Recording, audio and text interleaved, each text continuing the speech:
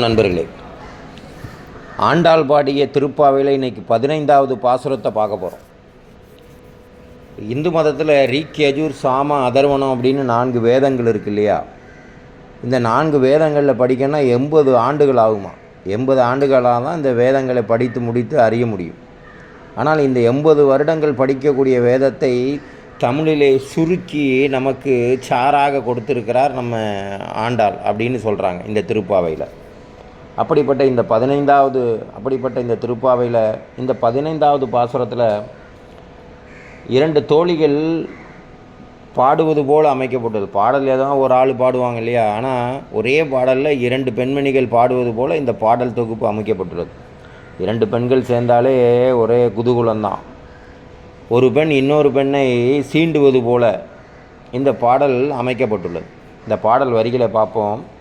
எல்லே இளங்கிலேயே இன்னம் உறங்குதையோ, சில்லென்று அலையேன் மின் அங்கையீர் போதருகின்றேன், வல்லை உன் கட்டுரைகள் பண்டே உன் வாயெறிதும், வள்ளீர்கள் நீங்களே நானேதான் ஆயிடுக, ஒல்லை நீ போதாய் உனக்கென்ன வேறுடையை, எல்லோரும் போந்தாரோ போந்தார் போந்து எண்ணிக்கொள், வல்லானை கொன்றானை மாற்றாரை மாற்றளிக்க, வல்லானை மாயனை பாடேலோர் எம்பாவாய் என்ற பாடல் முடிகிறது. அழகான பாடல். இந்த பாடல் வரிகள் பாருங்கள். எல்லே இளங்கிலேயே இன்னும் உறங்குதியோ, ஏழே அழகிய பெண்ணே, தோழியே, இளமையான கிளி போன்றவளே அப்படின்னு ஆரம்பிக்குது. இந்த ஏழைங்கிற வார்த்தை நம்ம எங்கே அதிகமாக கேள்விப்பட்டிருப்போன்னா, தென் மாவட்டங்களில் உள்ள மக்கள் பேசுகிற ஒரு மொழி, ஒரு பாஷை. பெரும்பாலும் பாண்டிய நாட்டு பகுதியில் இருக்கும். இங்கே என்ன குறிப்புன்னா, ஆண்டாள் பாண்டிய நாட்டை சேர்ந்தவள் இல்லையா? அதனால் இந்த ஏழை அப்படிங்கிற வார்த்தை அங்கே இடம்பெற்றிருக்கு. இளமையான கிளி போன்றவளை, இளமையான கிளி போன்ற தோழியே,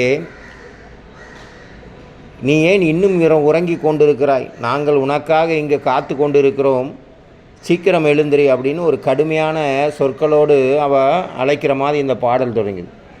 சில்லென்று அலையேன் மின் நங்கையீர் போதருகின்றேன். அவங்க அப்படி சொன்ன உடனே தோழி சொல்கிறா பாருங்கள் உள்ளன்னு, சில்லென்று அலையேன் மின் நங்கையீர் போதருகின்றேன்.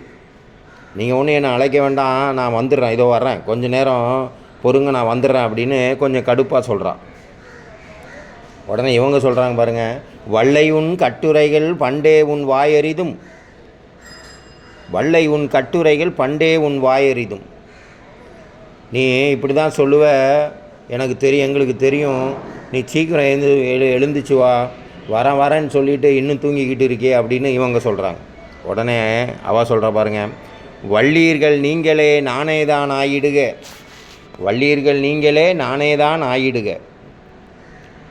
சரி, எனக்கு தான் பேச தெரியாது, நீங்கள் ரொம்ப அறிவாளிங்க தான், நீங்கள் ரொம்ப திறமைசாலிங்க தான், நானே பைத்தியக்காரியாக இருந்துட்டு போகிறேன் அப்படின்னு இவ சொல்கிறா. உடனே அவங்க சொல்கிறாங்க, ஒல்லை நீ போதாய் உனக்கென்ன வேறுடைய, நாங்களாம் உன்னை காத்துக்கிட்டு இருக்கணுமா? நீ என்ன அவ்வளோ பெரிய சிறப்புடைய ஆளா? உங்களை நான் காத்துக்கிட்டு இருக்கணுமா அப்படின்னு சொல்கிறான். உடனே அவள் உள்ளேருந்து என்ன சொல்கிறா பாருங்கள், ஆமாம் எல்லோரும் வந்துட்டிங்களா, நான் என்னையை மட்டும் எழுப்புறீங்களே அப்படின்னு சொல்லுவேன். அந்த மாதிரி ஒல்லை நீ போதாய் உனக்கென்ன வேறுடைய, எல்லோரும் போந்தார் எண்ணிக்கொள், எல்லோரும் வந்துட்டாங்களா அப்படின்னு அவள் கேட்குறா.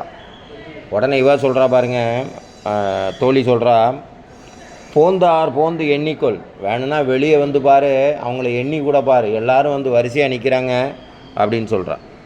எல்லோரும் நிற்கிறாங்க. வல்லானை கொன்றானை மாற்றாரை மாற்றளிக்க, வல்லானை மாயனை பாடையிலோர் எம்பாவை. நீ எல்லாத்தையும் எண்ணிப்பாரு, சீக்கிரம் வா, நம்ம கண்ணபிரான் புகழை பாட போகிறோம். வல்லானை கொன்றானை மாற்றாரை மாற்றளிக்க.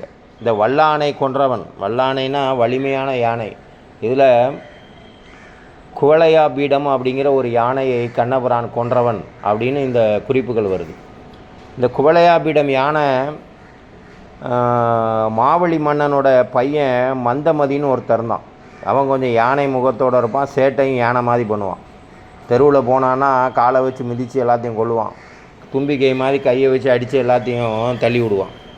அந்த மாதிரி அவன் ஒரு முறை ஸ்ரீரங்கம் கோயிலுக்கு போயிருக்கான். அங்கே இந்த மாதிரி மக்கள் கூட்டத்தில் எல்லாத்தையும் தள்ளி விட்டுட்டு வரும்போது கூட்டத்தில் தப்பித்தவறி ஒரு முனிவர் இருந்திருக்கார். இத்ரீத முனிவர்னு பேர். அவரை காலை கொண்டு தள்ளி போட்டான். அவருக்கு கோவம் வந்துருச்சு. கமண்டத்தில் நீர் எழுத்து யானையாக ஒளிஞ்சு போடா அப்படின்னு சாபம் விட்டான்.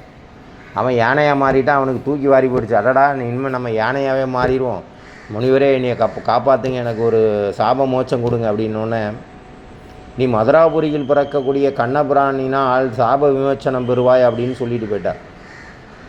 இந்த குவலயாபீடங்கிறவன் தான் விந்திய மலையில் போய் தங்கியிருந்தான். இவனோட 1000 யானைகளுக்கு நிகரானவன். 10,000 யானைகளோட பலத்தை பெற்றவன் இவன். 10,000 யானைகளுக்கு பலத்தை பெற்றக்கூடிய அந்த குவலயபீடம்.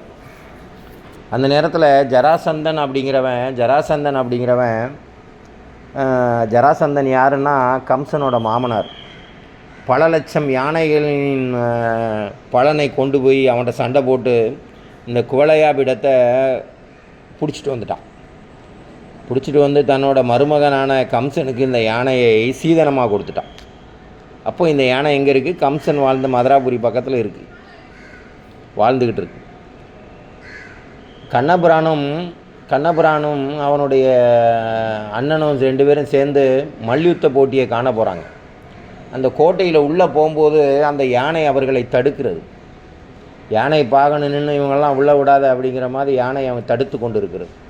அப்போ கோவமடைந்த கண்ணபிரான் அந்த யானை மேலே ஏறி ஒரு தந்தத்தை உருவி யானையை தலையில் அடித்து கொன்னான் அப்படின்னு வரலாறு சொல்லப்படுகிறது. அதுதான் அந்த வல்லானை கொன்றானை மாற்றாரை மாற்றளிக்கும்.